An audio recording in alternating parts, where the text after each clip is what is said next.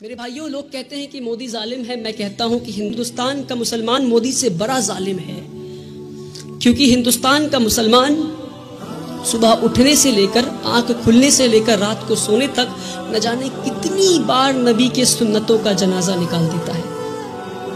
ہمارے نبی اپنے صحاباؤں کے ساتھ ایک بار گزر رہے تھے راستے سے. راستے میں انہیں ایک پتھر دکھا. نبی وہ پتھر کو پکڑتے ہیں اور راستے کے کنارے میں پھینک دیتے ہیں اور کہتے ہیں اپنے صحاباؤں سے کہ اگر تمہیں راستے میں کوئی رکاوٹ دکھے تو تم اسے ہٹا دو تاکہ تمہارے بعد جو آئے اسے پریشانی نہ ہو. تو صحاباؤں نے اس بات پہ اتنا عمل کیا کہ کئی سالوں کے بعد ایک یہودی کا گروپ اس راستے سے گزر رہا تھا، اسی راستے سے، اور راستے میں ایک پتھر گرا ہوا دیکھتا ہے تو پتھر کو دیکھ کر بولتا ہے کہ شاید اس راستے سے مسلمان نہیں گزرا. میرے بھائیوں، وہ تھا ان کا ایمان. اور ہم آج کہیں بھی بم پھٹتا ہے تو بولتے ہیں شاید مسلمانی ہوگا، کہیں بھی گولیاں چلتی ہے تو کہتا ہے مسلمانی ہوگا. یہ نہیں کہہ رہا ہوں کہ مسلمان ہوگا.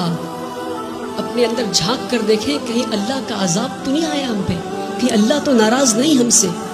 میں بھٹکل کے لوگوں سے نہیں بول رہا، پر بھٹکل کے لوگوں کے ذریعے میں ہندوستان تک یہ بات پہنچانا چاہ رہا ہوں، ہندوستان کے مسلمانوں تک یہ بات پہنچانا چاہ رہا ہوں. ایک بار ہمارے نبی صلی اللہ علیہ وسلم راستے سے گزر رہے تھے. ایک بوڑھی عورت کو دیکھتے ہیں، وہ اپنے سامان کو لے کر کھڑی تھی تو مزدور کا انتظار کر رہی تھی. وہ تو نبی کریم جاتے ہیں، کہتے یار اے میری ماں، میں تمہارا مزدور بن جاؤں کیا؟ وہ پورے کائنات کے سردار مزدور بننے کو تیار ہو گئے. اور آج ہم اگر کوئی جوتا پلٹ رہا ہوتا ہے تو اسے سیدھا نہیں کر سکتے. یہ ہمارے مسلمانوں کی آج وہ عقر ہے. پتہ نہیں کس بات کی عقر میں جی رہے ہیں، جس کی امت اس بات کی عقر میں جی رہی ہے. اس کا رسول دوسروں کی مزدوری کرنے کو تیار ہو گیا تھا. کہتے ہیں اے ماں جی، میں مزدور بن جاؤں تمہارا؟ ماں جی کہتی ٹھیک ہے. وہ بوڑھی عورت کہتی ٹھیک ہے، تو مجھے مکہ کے باہر چھوڑ دو. نبی کریم اس بوڑھی عورت کو مکہ کے باہر چھوڑنے جاتے ہیں. راستے میں بوڑھی عورت کہتی کوئی محمد آیا ہے، کوئی جادوگر ہے، اور گالیاں دینے لگتی محمد صلی اللہ علیہ وسلم کو. نبی کریم پیار سے شانتی سے مسکراتے ہوئے ان کی بات سنتے ہیں، مکہ کے باہر لے جا کر چھوڑ دیتے ہیں.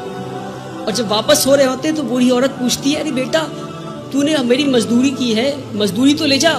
کہتے نہیں رہنے دو ماں. تو کہتے اچھا اپنا نام تو بتا جا. تو کہتے میرا نام محمد ہے، وہی محمد جسے تو گالی دے رہی تھی. میرے پیارے بھائیوں، ہم اس نبی کی امت ہے، اس بات کو نہ بھولیں. ہمارے نبی سے زیادہ بڑا مثال سیکولرزم کا اس دنیا میں نہیں ہے. جس نے مزدوری کی اس غیر قوم عورت کی جو ان کو گالیاں دے رہی تھی، مسکراتے ہوئے اس کا کام کر دیا، اس نبی کی امت ہے ہم. جب طائف میں گئے تو انہیں اتنی پتھر ماری گئی کہ ان کا جوتا مبارک خون سے بھر گیا. تو جبریل امین نیچے آتے ہیں اور کہتے ہیں کہ اے نبی، آپ کہیے تو ہم طائف ایک ویلی میں تھا تو 2 پہاڑ کے بیچ میں طائف والے لوگوں کو ہم کچل دیں گے. ہمارے نبی گھائل حال میں بھی پتھر کھا کے بھی کہتے ہیں میں تو یار رحمت کے لیے آیا ہوں. میرے بھائیوں، ہم اس نبی کی امت ہے، اس بات کو ہم نہ بھولیں. جس دن مسلمان اپنے نبی کی سنتوں کا جنازہ نکالنا بند کر دے گا، اس دن ہماری تقدیر بدل جائے گی انشاءاللہ.